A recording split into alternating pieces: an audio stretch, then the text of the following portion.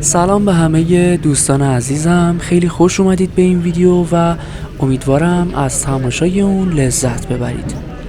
اینجا بازار بزرگ تهرانه و تو این ویدیو قراره بخشای مختلفش رو بهتون معرفی کنم. لطفاً تا آخر ویدیو همراه من باشید و اگه به محتوای چنل علاقه داشتید چنل رو سابسکرایب کنید تا با هم به مکانهای گردشگری بیشتری سفر کنیم.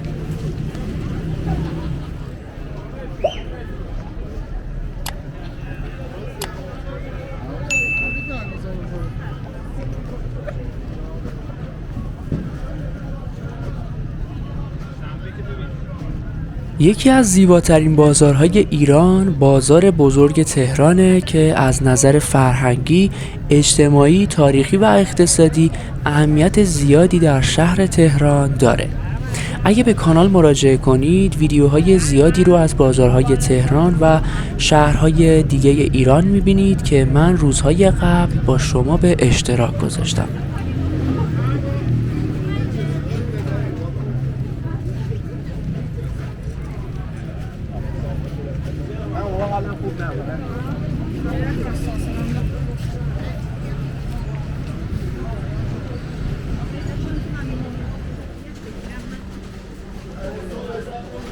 این قسمت از بازار به بازار آهن معروفه و عمده فروش‌های قهوه، شکلات و لوازم آرایشی و بهداشتی اینجا فعالیت میکنن.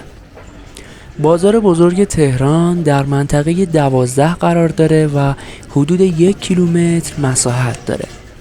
این بازار از شمال به خیابون 15 خرداد، از جنوب به خیابون مولوی، از شرق به خیابون مصطفی خمینی و از غرب به خیابون خیام منتهی میشه.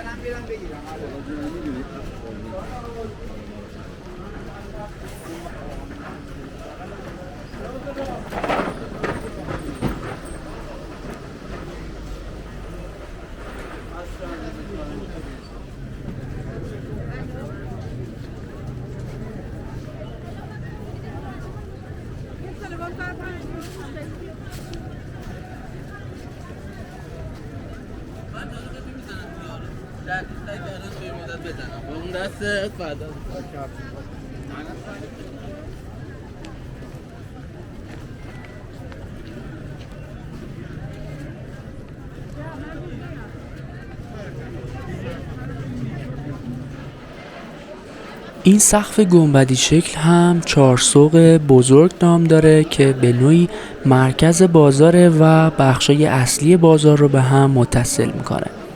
این بخش از قدیمی ترین قسمت های بازاره و جزء آثار ملی ایران هم محسوب میشه.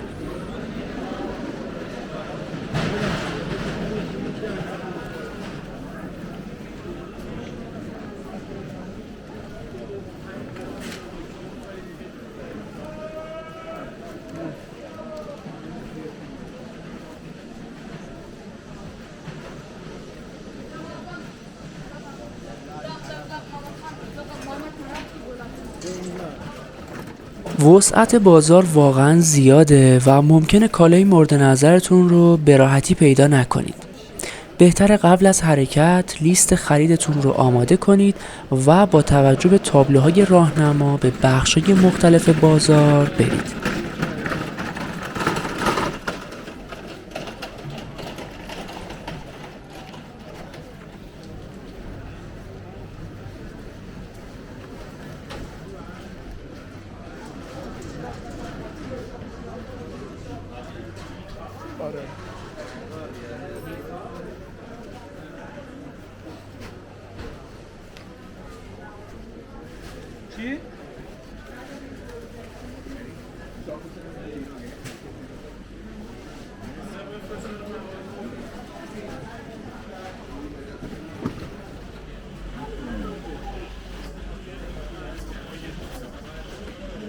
مثلا برای خرید پارچه و لباس زنونه باید به اینجا یعنی بازار عباس‌آباد بیایید.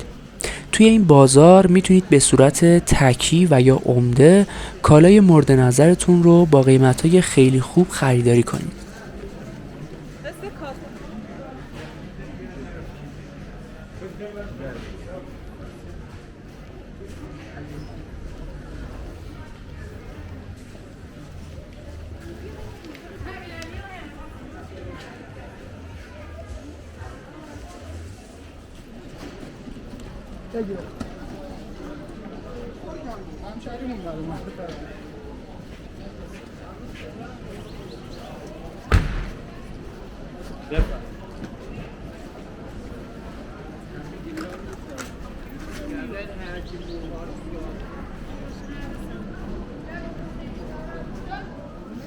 اینجا هم مسجد امام یا مسجد شاهه که قدمت اون به دوره قاجار برمیگرده.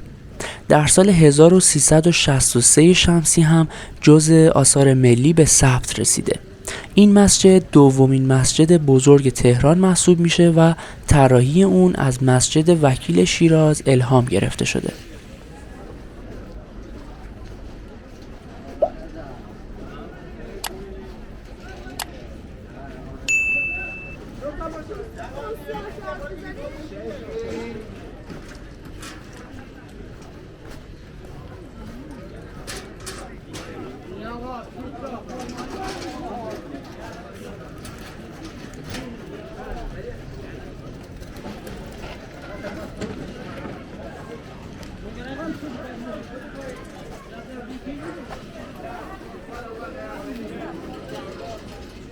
برای دسترسی به بازار میتونید از مترو، اتوبوس و یا خودروی شخصیتون استفاده کنید. فقط توجه داشته باشید که محدوده بازار در طول روز بسیار شلوغه و ممکنه جای پارک خودرو به راحتی پیدا نشه. به نظر من مترو بهترین راه دسترسی به بازاره و نزدیکترین ایستگاه مترو ایستگاه مترو 15 خرداده که در خط 1 مترو تهران قرار داره.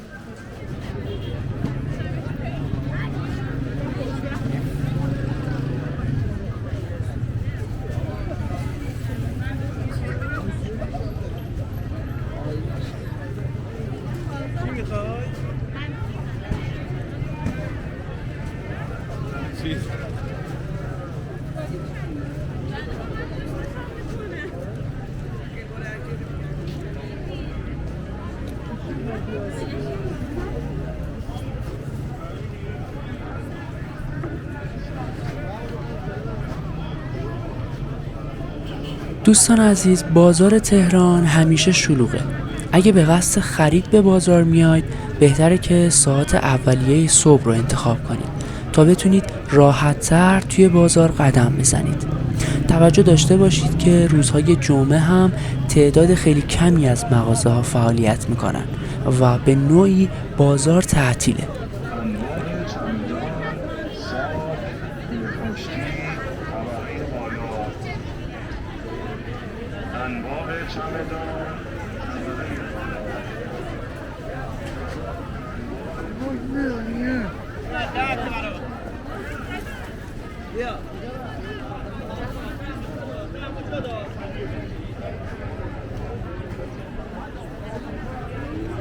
دوستان عزیزم، ممنون که ویدیو رو تماشا کردید. اگه به محتوای چنل علاقه دارید ویدیو رو لایک و چنل رو سابسکرایب کنید تا در سفرهای بعدی همراه من باشید.